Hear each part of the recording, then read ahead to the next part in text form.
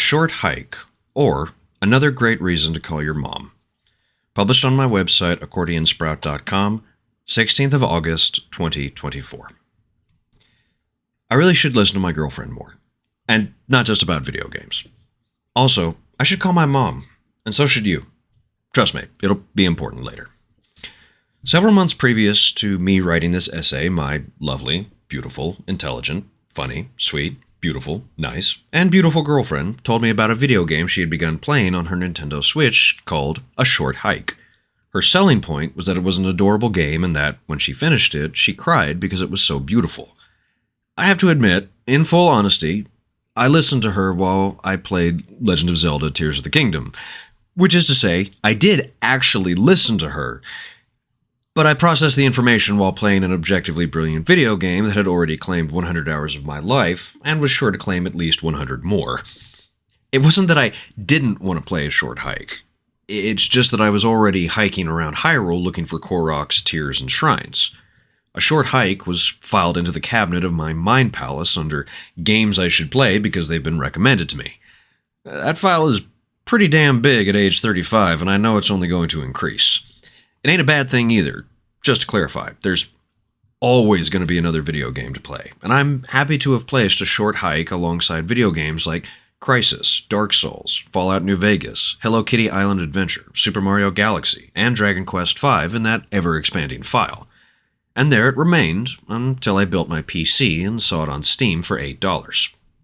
I mentioned it to my beautiful, intelligent, beautiful, funny, and beautiful girlfriend, who reminded me that she had already reminded me multiple times that I should play that game.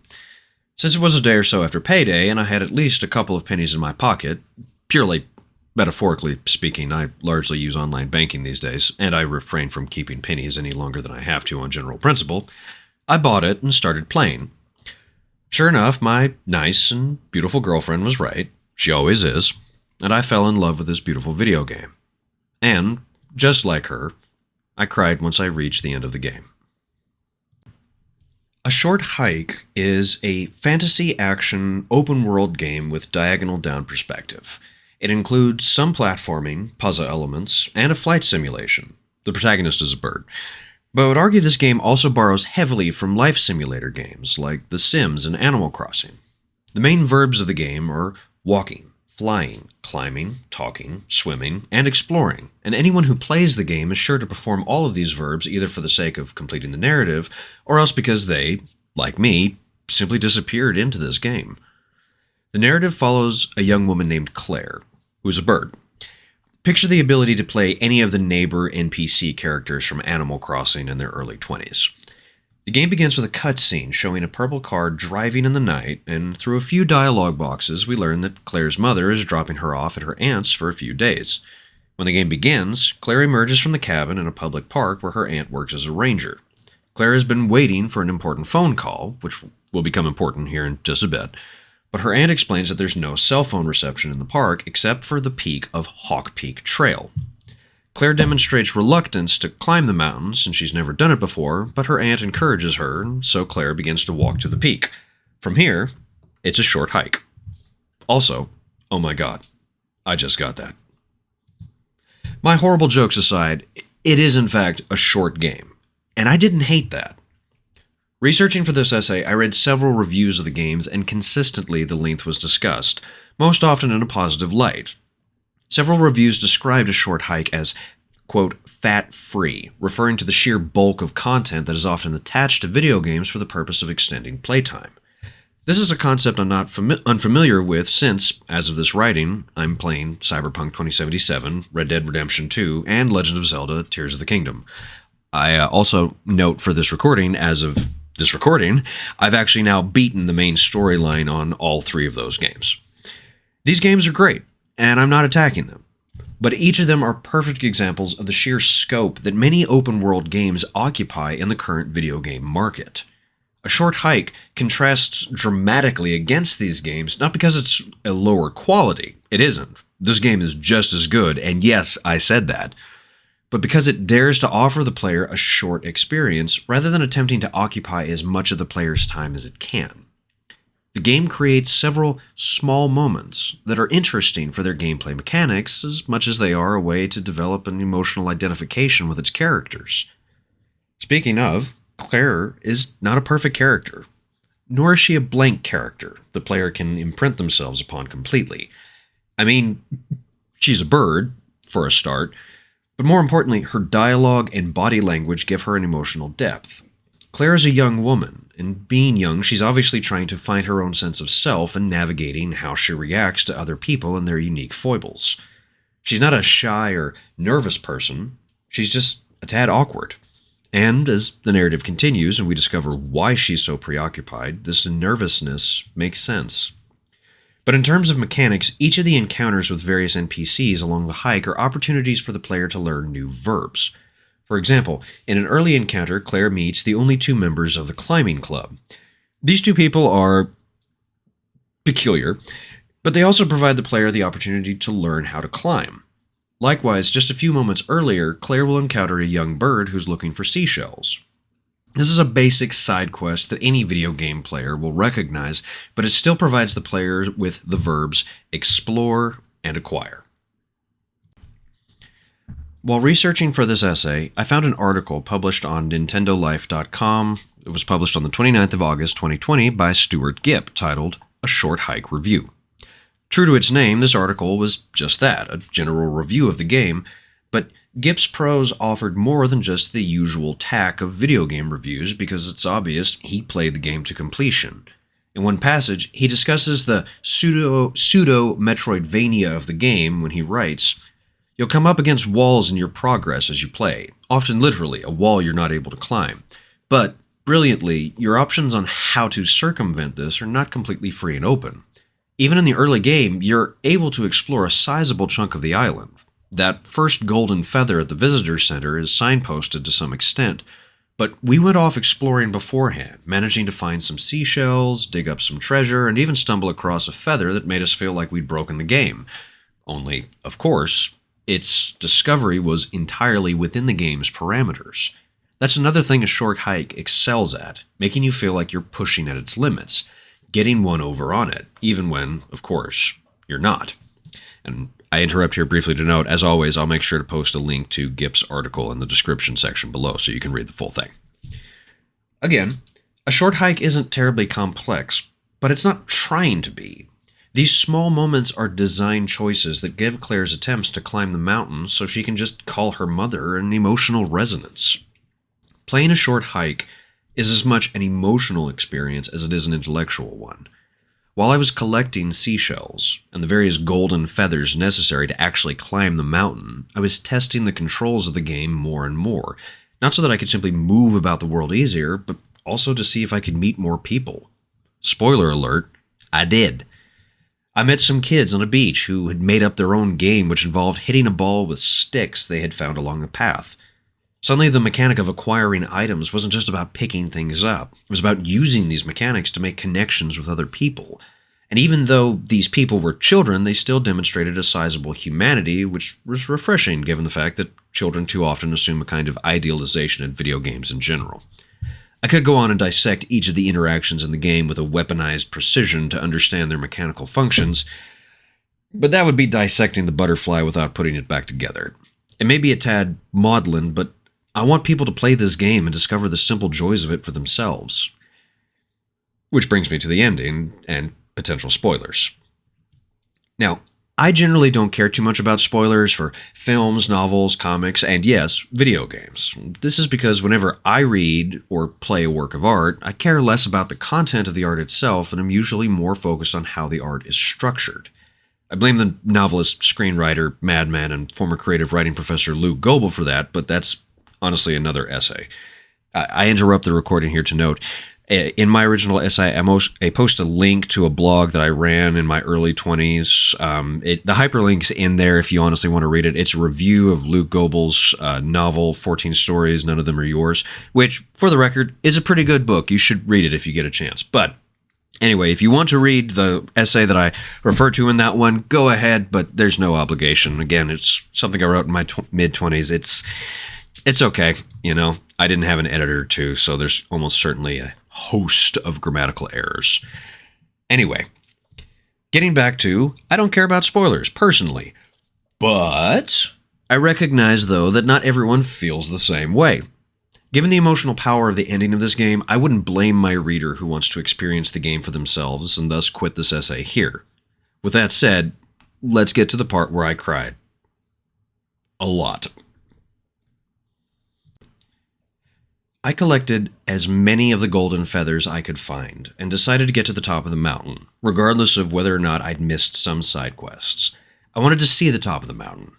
In no small amount of time, Claire reached the top, the last vestiges of the world sinking into the lavenders and violets of the thinning atmosphere before electric snakes of pure green-blue light began to seep into the horizon line. An aurora borealis was filling the sky as Claire celebrated her triumph. And then the phone rang. I wasn't ready for it. In fact, I don't believe anyone is really ready for the phone call. Claire's mom calls, and after a few short dialogue boxes, she tells Claire that while Claire's been away, she had a major surgery done. It's not specified the reason for the operation, but the point is, Claire didn't know. And when she asks her mother why she didn't share the info, she's told that her mother didn't want her to worry. And it was about there that I started crying. And then I started thinking about my own mother. And then I cried some more. I wish I was a better writer to really explain what I felt in this moment, or what I actually thought. I kept trying while writing this essay, starting and rewriting sentences and paragraphs over and over again. I kept trying to find the right combination of words to really communicate what this emotion was, what these thoughts were, and why I felt and thought this video game was so important and so wonderful. Alas, for all my supposed wisdom and intelligence, the fact is I was just overwhelmed by the sheer emotional impact of this moment. I just kept crying every time I thought about it. Understanding that I couldn't properly communicate what I felt and thought, I was relieved when I found an article published on Kotaku.com on the 9th of February 2020 by, and I'm going to mispronounce this, I promise you, Narelle Ho Sang, titled The Bittersweet Journey of a Short Hike. If anybody knows Narelle Ho Sang and how to actually pronounce that, please, please, please feel free to correct my pronunciation. I'm a dumb white boy from East Texas, okay? Nobody... Yeah. Anyway, the article is beautifully written, and most importantly, gave me a beautiful insight into someone else's response to this section. Near the end of the article, Song writes, "The phone call explained so much more. On the other line was Claire's mother, who had sent Claire away to stay with her Aunt May. It was revealed that the mom had to have surgery and did not tell Claire beforehand. From Claire's reactions, it was a pretty big deal, even though her mother tried to downplay the severity of the situation. At least that's how I interpreted it. Claire's mom repeated that she was fine. Claire protested that she could have been there for her. When I read the exchange, tears welled in my eyes. I quickly looked up at my own mother, who was busy in the kitchen preparing dinner for the family. Claire and her mom's discussion was unexpected and earnest. For me, it was a stark reminder of the hard reality about growing older and the dreaded subject of death and health concerns that we all face when thinking about our respective loved ones. It's something I think about often with every new year that dawns. Just like the previous essay, I will post a link to Song's article, The Bittersweet Journey of a Short Hike, in the description section below. And please, please, please, if you've got a second, go read it, because it's incredible and it's a beautiful summation of exactly what I thought and felt by the end of the essay. Plus, Song is an incredible writer, and I apologize again for almost certainly butchering his last name. Back to my essay. I'm, as of this writing, 35 years old. And what that implies is that I'm closer to the reality of death, and not just my own. The fact is, my parents are aging, and to quote John Mayer, don't know how else to say it, don't want to see my parents go. Part of my job at the public library where I work is processing and indexing obituaries published in the local newspaper. I know, having indexed obits for people as old as 101 and as young as the same day they were born, age is not the determining factor for how and when someone will die. But death aside, it's more than that. Looking at Claire standing on a literal mountain while the world was filled with colors, I was reminded that I was having this moment and my mother wasn't. My mom has played video games, but they're not her hobby the way they are mine, nor are they the defining media that guides her existence. My mother takes walks in the woods. She paints watercolor paintings of flowers and trees. She reads art history books and goes to museums. She buys caterpillars and raises them into butterflies. She reads poetry and writes in the mornings while she drinks coffee. She will probably never play a short hike and never experience this beautiful moment for herself. Then again, she's one of the 3 people who read these essays, so maybe she will in her own way. Hi, Mom. A short hike is, to border on maudlin sentiment, a game about life. But rather than overload the player with options, it provides a small handful of mechanics and several minor episodes between characters before it crescendos into one of the most beautiful moments in any video game I've ever played. Life is not a game, but it is a series of choices and actions that leads one to a moment that can forever impact you before the monotony of existence settles back in. A short hike, much like life, is short. The brevity is almost painful, but upon completion, with a tear in my eye, or more accurately, tears, I let Claire leap off the top of the mountain to return to her aunt. Phone in hand, I texted my mom and I told her I loved her. And then I texted my girlfriend and told her she was right. She always is. I'm glad I played a short hike. Joshua Jammer Smith, 16th of August, 2024. Howdy, I'm Jammer. So, wow. First off, as always, let's just get the necessary BS out of the way. This one isn't BS. No, this is legitimate, because it is. Thank you. Thank you a million times over with sugar on top. Thank you for listening to this. I know it was a bit longer than the usual stuff because this was a much longer essay. When I actually started writing this essay, I had no idea it was going to be this long. But then, well, you listen to it, you understand exactly what I was thinking about and feeling. So, I had to make it a longer essay. But point is, you spent all this time listening to me instead of just disappearing into Reels or TikToks, and hey, I immensely appreciate it. Likewise, if you want to help me in terms of this channel, what have you, please, if you would, in the description section below, there's a link to my Patreon. It's just patreon.com/jammerdraws. There's only one tier donation. That's it. A $1 tier donation. So if you got $1 this month or $1 every month, or even if you want to do just a one-time donation, I treat it like street musicians putting their hats down so people can throw in change. Anything and everything you want to throw my way, I will be immensely appreciative about. But of course, you're a free agent, so if you don't have the money or if you don't want to pay me, hey, you do you.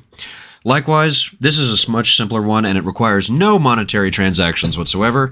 This is YouTube, so if you could please like, share, and subscribe, all that claptrap. It just lets me know that people are watching the video, and I mean, yes, there's an algorithm for YouTube and all that lovely stuff, but honestly, if this essay was not evidence enough, hopefully you can see I'm an emotional flub and I have clinically low self-esteem. So if I see a like or a subscription, it's just kind of like, oh, hey, people care. Then again, though, you're a free agent. If you don't want to do it, no pressure. Now, all that out of the way, let's talk about a short hike. You should play it. Seriously, play a short hike. I hate people who try to tell other people how to live their lives. So please understand when I'm saying go play a short hike, this is not me telling you to do something. This is me requesting you, the listener, whoever you are, wherever you are, please. Whether or not you've got a Nintendo Switch, whether or not you've got a gaming PC, whether or not you've got an Xbox or a PlayStation 5, try to see if you can find a short hike. I think it should be on just about any platforms at this point. And in terms of the sheer size of the game itself, you're probably looking at maybe just a small number of gigabytes. I can't remember the exact size of the file last time I checked. But it's gorgeous. And you can play it in an hour. And in fact, you can just hop onto it and play little sections of it because Visually, this game is beautiful. It's very pixely, and which is another reason why I love it. But then you can also adjust the resolution to make the edges a little more smoother in case you don't like the old pixel aesthetic. And then the music is gorgeous. And then, as I demonstrated, the story has this depth that I did not see coming. And I mean, I'm going to be honest, even though if you're listening to this now, you probably now know the ending of the game, the phone call between Claire and her mother is executed so beautifully. It doesn't matter if you've played the game once before. I guarantee you, you're going to feel something. You may not become like me and turn into a schlub and just start like bawling your eyes out, but you'll probably think about your own family, whether it be your actual mother, an adopted mother, maybe your father, your stepmother, grandparents, or even just somebody who isn't even related to you, who has been like a parent to you. The game really emphasizes communication between people. Like, I compared it a bit to Animal Crossing, but that's the closest example I've got, because other than Animal Crossing, I really can't think of a game that places so much emphasis on communication as like the core experience. Maybe Tokimeki Memorial, but I haven't played that game, so I can't say with any degree of certainty there. But seriously, it's easy to sort of throw away a lot of indie games as being like, oh, they're just cheap little projects that don't have the same degree of narrative depth as more like AAA games, but we really need to let go of that mentality as people who play video games, as people who write about video games, as people who want to make video games one day, or just anybody who consumes media, period. That sort of elitist mentality really betrays a truth about video games, which is it's not the production company. Or excuse me, it's not the publication company that makes or breaks video games. It's the designers that make video games. And when the right people make a game, it doesn't matter how much money went into it. The only thing that matters is how much of themselves went into it. And I know at some point I'm going to review Undertale, and I can imagine at some point I'm going to have similar conversations about it. But for now, A Short Hike is a beautiful game. It's a short game. It's a small game. But it's a game that, as I noted, my girlfriend recommended to me multiple times, and I was listening. To be fair, I was. But of course, sometimes somebody can say to you over and over again, hey, you'll be fine, you'll be fine, you'll be fine, and you don't really believe it until you actually try it for yourself and realize, oh yeah, I am going to be fine. This is not me saying, go play A Short Hike, go play A Short Hike, go play A Short Hike. This is me just recommending it to you. If you've got some time to play a beautiful game that I believe will impact you emotionally and intellectually in a true way, if you're open to the experience, then A Short Hike is made for you. Seriously, go check it out. It's incredible. And then one last thing before I do the final hurrah, I again want to emphasize, like I pointed out here, I quoted 2 essays in here. One was by Stuart Gipp from NintendoLife.com, and then the other one was by Narelle Ho Sang, which, as again I noted there, I'm almost certainly mispronouncing his last name. The title of that essay was The Bittersweet Journey of a Short Hike. It was published on Kotaku.com. I will make sure to post links to those essays in the description section below. And seriously, please don't just take my word for it. Like, video game writers, they do good work. They really do. And both of those writers do a great job in terms of presenting why players will appreciate A Short Hike. And I can only hope I did that for you as well. But this section now has gone way much longer than it was supposed to, so let's just go ahead and end it there because, you know, life is short. Thank you for listening. I tremendously appreciate it. Go play some video games, and if you haven't done it today, text your mom. Tell her you love her. Later, y'all.